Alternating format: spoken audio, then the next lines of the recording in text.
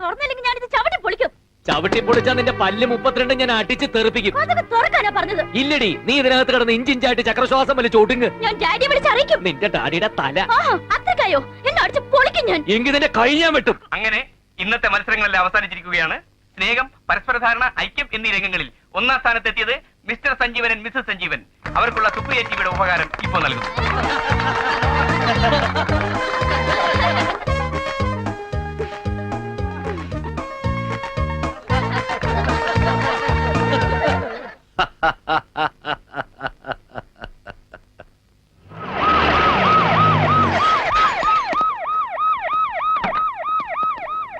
അതല്ല, എന്റെ മോന്റെ കാര്യത്തിൽ സാർ എന്തെങ്കിലും ഒരു പോകുമ്പഴി ശരിയാക്കാവിടും.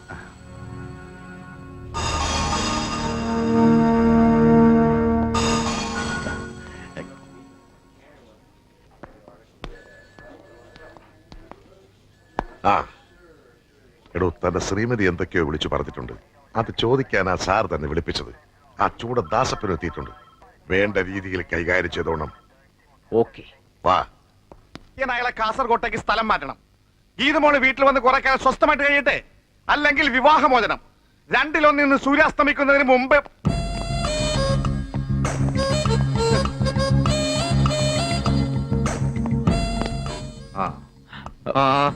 ദാസപ്പനങ്കിൾ, എന്താ സഞ്ജീവ ഇത്? ഗുരുത്വമൊക്കെ മനസ്സിലിരുന്നാ പോരെ? അമ്മോനിരിക്കി ഇരിക്കടോ. ഓ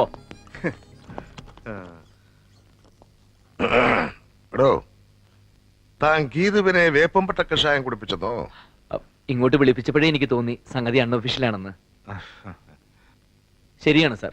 ഒരു കുഞ്ഞുണ്ടാവുന്നതിന് മുമ്പ് സ്ത്രീകൾക്ക് രക്തശുദ്ധി വരുത്തുന്നത് നല്ലതാണെന്ന് എന്റെ ഒരു സുഹൃത്ത് ആയുർവേദ ഡോക്ടർ പറഞ്ഞു. അഷ്ടാംഗ ഹൃദയത്തിൽ അതിനെക്കുറിച്ച് പ്രത്യേകം പറയുന്നുണ്ട് അത്രേ. ശരിയാണ്, ഞാനത് വായിച്ചു തോർക്കുന്നു. അഷ്ടാംഗ ഹൃദയമാണോ ഐതിഹ്യമലയാണോ? അഷ്ടാംഗ ഹൃദയം തന്നെ അങ്കിൾ. ആ ഞാൻ പരാതി പറയുകയല്ല. സ്കൂളിലെന്തോ സ്കൂളിൽ ചെന്നപ്പോ HM ഒരേ നിർബന്ധം, ഈശ്വര പ്രാർത്ഥന ഐശ്വര്യമുള്ള ഒരു നാവിൽ നിന്ന് തന്നെ വരണമെന്ന്. DGPയുടെ മോള് ഈശ്വര പ്രാർത്ഥന ചൊല്ലുന്നത് അവർക്ക് അഭിമാനം അത്രേ. പിന്നെ ഞാൻ എതിര് നിന്നില്ല. അതിലെന്തെങ്കിലും തെറ്റ്? ഇല്ല ഇല്ല ഇല്ല. പക്ഷേ ഗീതു മൈക്കിന്റെ മുമ്പിൽ ചെന്ന് നിന്നപ്പോഴാണ് മലയാളം എഴുതാനും വായിക്കാൻ അറിയില്ല എന്ന് മനസ്സിലായത്. കൊച്ചുകുട്ടികളല്ലേ, അവരെന്തോ ശബ്ദം ഉണ്ടാക്കി. കൊച്ചുകുട്ടികൾക്ക് അതൊരു രസമാ. കൂ എന്നൊരു ശബ്ദമേ അവർക്ക് അറിയാവൂ. അല്ല, അളിയനെ കുറിച്ച് എന്തോ പറഞ്ഞപ്പോ നിന്റെ ഡാഡിയുടെ തല എന്നോ മറ്റോ സഞ്ജീവൻ. അയ്യോ, പറഞ്ഞു. നമ്മൾ ഈ മഹാന്മാരെ പുകഴ്ത്തി പറയുമ്പോ ഷേക്സ്പിയറുടെ തല, കാളിദാസന്റെ തല, ഐൻസ്റ്റീന്റെ തല എന്നൊക്കെ പറയാറില്ലേ? അതേപോലെ സാറിനെ കുറിച്ച് എന്തോ പറഞ്ഞു വന്നപ്പോ സാറിന്റെ ഒരു തല എന്ന് ഞാൻ പറഞ്ഞു. നേരാ, നാളെ ദാസപ്പനങ്ങളുടെ കുറിച്ച് പറയുമ്പോഴും ഞാൻ പറയും ദാസപ്പനങ്ങളുടെ തല. ഓ, ആ തല. അളിയൻ കരുതി മറ്റേ തലയെന്നല്ലേ? മിണ്ടായിടോ. പക്ഷേ അങ്കിൾ ഒരു കാര്യം എന്നെ വിളിച്ചു. എന്താ സഞ്ജീവൻ? ഗീതു കറാട്ടെ പഠിച്ചിട്ടുണ്ടല്ലേ? ബ്ലാക്ക് ബെൽറ്റാ. അയ്യോ, അതല്ലേ കുഴപ്പമായത്. അച്ഛനൊരു മർമ്മ വിദഗ്ധനാണ്. എന്നിട്ട് പോലും അവൾ അച്ഛനെ അടിച്ച് ചുരുട്ടിക്കളഞ്ഞു. ശിവ ശിവ, ഒന്നുമില്ലെങ്കിൽ പ്രായത്തെങ്കിലും മാനിക്കണ്ടേ? അവളുടെ മോന്ത കുറ്റിക്കൊണ്ടൊന്നും കൊടുക്കാമായിരുന്നില്ല നിനക്ക്? അങ്കിളിനെയും DGP അദ്ദേഹത്തെ ഓർത്തപ്പോ എനിക്കതിന് മനസ്സ് വന്നില്ല. കേട്ടില്ലേ സാർ, വാസ്തവസ്ഥിതി പുറത്തു വന്നപ്പോൾ വാദി പ്രതിയായത് കണ്ടോ? എനിക്ക് പോയിട്ട് അത്യാവശ്യം ഉണ്ടായിരുന്നു. എന്നാ ഞാനങ്ങോട്ട്. ആയിക്കോട്ടെ. എനിക്കെന്തോ എല്ലാം കൂടി കേട്ടപ്പോ വിഷമം തോന്നി. അതുകൊണ്ടാ സഞ്ജീവനെ വിളിപ്പിച്ചത്. എന്തായാലും സഞ്ജീവന്റെ അച്ഛനെ അവൾ ഉപദ്രവിച്ചെങ്കിൽ ഞാൻ മാപ്പി വയ്ക്കുന്നു. അയ്യോ, അതൊന്നും വേണ്ട അങ്കിൾ. ദാസപ്പനങ്ങളുടെയും തെറ്റിദ്ധാരണകളൊക്കെ മാറിക്കാണുമല്ലോ. അനുഗ്രഹം ഉണ്ടാവണം. എന്താ ഇത്? നീ എനിക്ക് പിറക്കാതെ പോയ മോനാണടാ.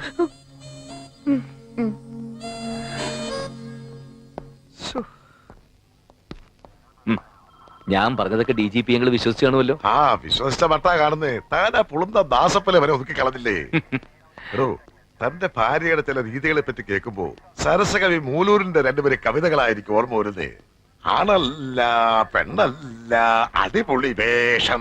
ഇത് മൂലൂർ എഴുതിയൊന്നും അല്ല സാർ. തനിക്ക് എങ്ങനെ അറിയാം? അടിപൊളി എന്നുള്ള വാക്ക് ഇപ്പോഴത്തെ ചെത്ത് പിള്ളേര് കൊണ്ടുവന്ന മൂലൂരിന്റെ കാലത്ത് അതൊന്നും ഉണ്ടായിരുന്നില്ല. സത്യത്തിലെ കവിത എഴുതിയത് ആരാണ് സാർ? താൻ ഇടുക്കുള്ള ഇട്ടൂപ്പ് എന്ന് കേട്ടിട്ടുണ്ടോ? അത് സാറല്ലേ? എന്നാ ഞാൻ എഴുതിയതാ. അതേടോ, മുമ്പ് ഞാൻ പാടിയിട്ടുള്ള സകല കവിതകളും എന്റെ വരികൾ തന്നെ. ആശാനെന്നോ കുട്ടമത്തോ എന്നൊക്കെ പറഞ്ഞാലല്ലേ താനൊക്കെ ശ്രദ്ധിക്കൂ. സാർ ആള് കൊള്ളാമല്ലോ. മഹാകവി ഇടുക്കുള്ള ഇട്ടു. ഞാൻ എന്ത് പറഞ്ഞിട്ട് മമ്മിയും ഡാഡിയും വിശ്വസിക്കുന്നില്ല. എന്റെ പക്ഷം പറയാൻ ഒരു അങ്കിൾ ഉണ്ടായിരുന്നു, ദാസപ്പൻ അങ്കിൾ. IPS ഒന്ന് കാല് തൊട്ട് തൊഴുതാ മതി, അങ്കിളും കാല് മാറും. കേട്ടിട്ട് തൊഴിൽ പൊഴിയുന്നു. ഒരു പുരുഷൻ ഇത്ര ചീപ്പാവാമോ? After he's a commissioner. Poor girl. ഞാൻ ഗീതുവിനെ കുറ്റം പറയൂ. നമ്മൾ സ്ത്രീകൾ ഇത്രയൊക്കെ പീഡനം സഹിച്ച് അടിമകളെ പോലെ കഴിയേണ്ട കാര്യമുണ്ടോ? പുരുഷന്മാർക്ക് എന്താ കൊമ്പുണ്ടോ? Why can't you file a suit? അതൊന്നും വേണ്ട. ഗീതു കുറച്ചു ദിവസം ഗീതുവിന്റെ വീട്ടിൽ പോയി നിൽക്കൂ. അപ്പോഴേക്കും സഞ്ജീവിന്റെ മൂടൊന്ന് മാറിക്കിട്ടും. അത് വേണ്ട. രണ്ടിലൊന്ന് അറിഞ്ഞേ ഞാൻ പോകൂ. ഒന്നുകിൽ അവിടെ കിടന്ന് ഞാൻ മരിക്കും, അല്ലെങ്കിൽ അയാളെ ഞാൻ തട്ടും. ആ കിഴവൻ തന്തയുടെ അവളുമാരുടെ മുന്നിലിട്ട്. No no no no. കുട്ടി ആരും കൊല്ലാനും ചാകാനും ഒന്നും പോകണ്ട. ഞങ്ങൾ അയാളോടും സംസാരിക്കട്ടെ. വലിയ തന്ത്രജ്ഞനാ. പലതും പറഞ്ഞ് മയക്കി അയാൾ തന്റെ ഭാഗം ന്യായീകരിക്കാൻ നോക്കും. ചിലപ്പോ കാല് പിടിച്ചെന്നും വരും. ഞങ്ങൾ അങ്ങനെ കാല് പിടിച്ചാലൊന്നും വീഴില്ല.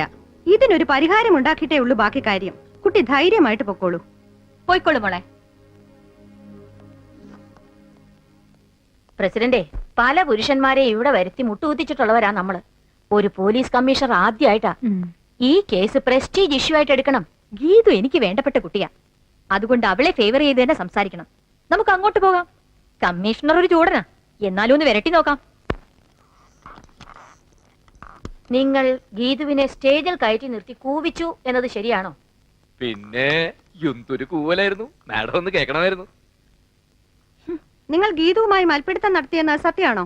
അതും സത്യമാണ്. ഓ, അന്നത്തെ കരാട്ടെ കേസ് അത് ഞാനും കണ്ടതാ. Constable, keep quiet. നിങ്ങൾ ഗീതുവിനെ വൈപ്പിൻ പറ്റ കഷായം കുടിപ്പിച്ചോ? വൈപ്പിൻ പറ്റ അല്ല മാഡം, വേപ്പിൻ പട്ട. ഈ കോൺസ്റ്റബിളിനെ പുറത്താക്കൂ. Yes sir. കഷായം കുടിപ്പിച്ചു മാഡം. 12 കുപ്പി വാങ്ങി. 9 കുപ്പി വരെ കുടിപ്പിച്ചു. ബാക്കി 3 കുപ്പിയുണ്ട്. അത് വേണേ മാഡത്തിന് തന്നേക്കാം. പൈസ തരണ്ട. ഓഹോ, അപ്പൊ നിങ്ങൾ കുറ്റം സമ്മതിക്കുക മാത്രമല്ല, അതൊക്കെ ക്രെഡിറ്റ് ആയി ഭാവിക്കുകയും ചെയ്യുന്നു. ഇനി എന്ത് വേണമെന്ന് ഞങ്ങൾക്കറിയാം. മാഡം, ഒരു നിമിഷം ഒന്നിങ്ങ് വന്നേ. ഒരു സ്വകാര്യം പറയാനുണ്ട്. മാഡം വരണം.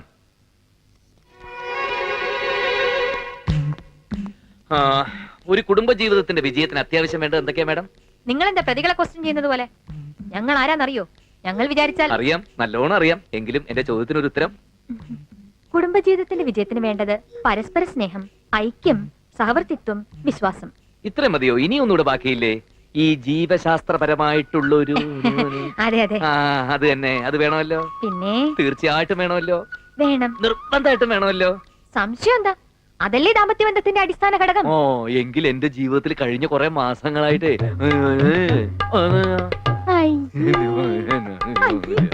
ഞാൻ ചെയ്യാൻ പറ്റും.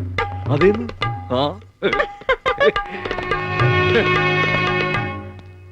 ലില്ലിക്കുട്ടി, മിസ്സസ് നായരെ, നമുക്ക് കേസ് വിടാം. എന്താ പ്രസിഡന്റ്? അയ്യേ, അയാളൊരു മാതിരി നാണോ മാനോ ഇല്ലാത്ത മനുഷ്യൻ. അയ്യയ്യേ, അയ്യേ, എന്താ?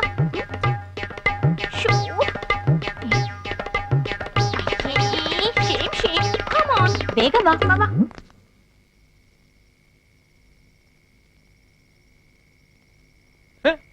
വനിതാ വിമോചന മുന്നണിക്കാർക്ക് പരാതി കൊടുത്തിരിക്കുന്നു. പോലീസ് കമ്മീഷണറല്ലേ, ഒരു ഇഷ്യൂ ഉണ്ടാക്കി കരി തേച്ച് കാണിക്കാന്ന് വിചാരിച്ചു. പീഡനം പീഡനം ചീറ്റിപ്പോയി.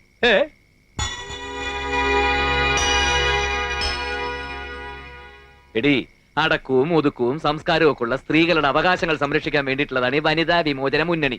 അല്ലാതെ നിന്നെ പോലെ ഭർത്താവിന്റെയും വീട്ടുകാരുടെയും മെക്കിട്ട് കയറുന്ന തന്റെ ഇടകളെയും താന്തോന്നികളെയും രക്ഷിക്കാനുള്ളതല്ല. ഞാൻ കാര്യം പറഞ്ഞപ്പോ അവർക്ക് മനസ്സിലായി, നിന്നെ പോലെ വിവരം കെട്ടവരല്ല അവര്. ഭാര്യയുടെ പീഡനമേറ്റ് കഴിയുന്ന എന്നെ പോലുള്ള ഭർത്താക്കന്മാരെ രക്ഷിക്കാൻ ഇവിടെ ഒരു മുന്നണി ഇല്ലാതായി പോയല്ലോ. ഒരെണ്ണം ഉണ്ടാക്കണം. പോണ പോക്ക് കണ്ടില്ലേ? എന്താ ഏട്ടാ ഇത്? ഇനിയെങ്കിലും ഏട്ടത്തി ഒന്ന് വെറുതെ വിട്ടൂടെ? വെറുതെ വിടാൻ അസുര വിത്ത. എല്ലാം ഒരു നിമിഷം കൊണ്ട് അടക്കാൻ ഒരു വഴിയുണ്ട്. പക്ഷേ അതല്പം കടന്ന കയ്യായി പോകും.